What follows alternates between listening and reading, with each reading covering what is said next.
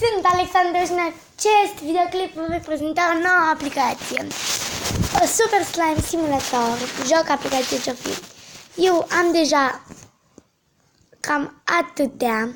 Asta e primul meu slime, să vi-l arăt pentru că este primul meu slime și trebuie arătat. Mi-am făcut jelly, doar că mie nu prea mai plac slime-urile în care pun decorații din astea. Dar azi cred că o să fac și un slime din ăla, pentru că de ce nu? Aici am numărul 1 colecția 2, numărul 2 colecția 2, numărul 3 colecția 2, numărul 3 colecția 2, pentru că am uitat la ce număr sunt și a trebuit să reîncep. Ok, slime-ul de azi va fi 25, așa.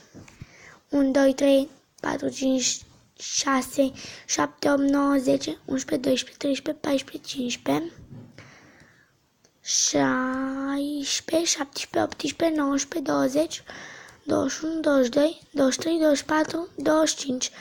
Irie. Vom avea un slime aer. Yeah! Să amestecăm ingredientele. Pentru că de ce nu?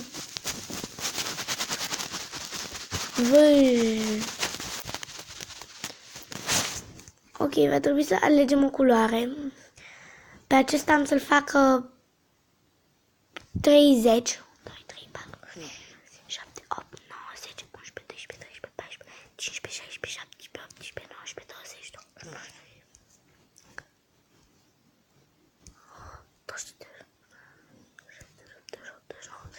Ok, culoarea asta de la 30. Cred că va ieși un slime foarte fain.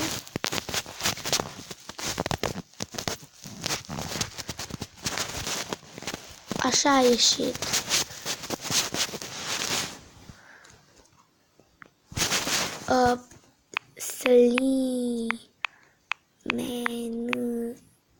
Doar N 6. Colecția 2. Așa le notez, da. Să ne jucăm puțin cu el.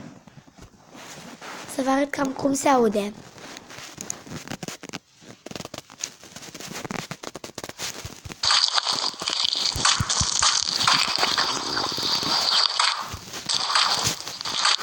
Așa se aude. Acum următorul o să-l fac și cu o decorațiune. O să-l fac bata.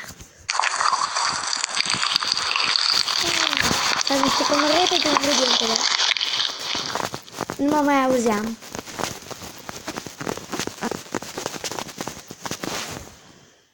Așa, o să-l facem pe ăsta albastru închis.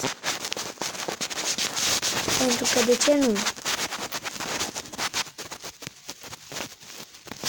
Fain este. Și o să facem cu glitter. Ce glitter să punem? Un glitter fain, o să punem așa. Mi se pare că fumerică. Ce glitter mișto am pus. N 7 colecția 2. Să-l deschid. Mamă, ce mișto e. Să vă puțin. E și foarte bine. Și o să și cumpărăm un slime.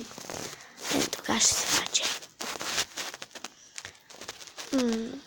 Pe care să-l cumpărăm.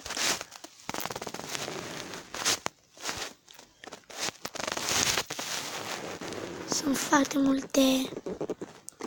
90.000 de gen. Să-l deschid puțin pe ăsta. Mamă.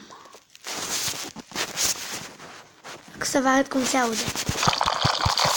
Maica Domnului. Ăsta. Ok, v-am pupat. Pa!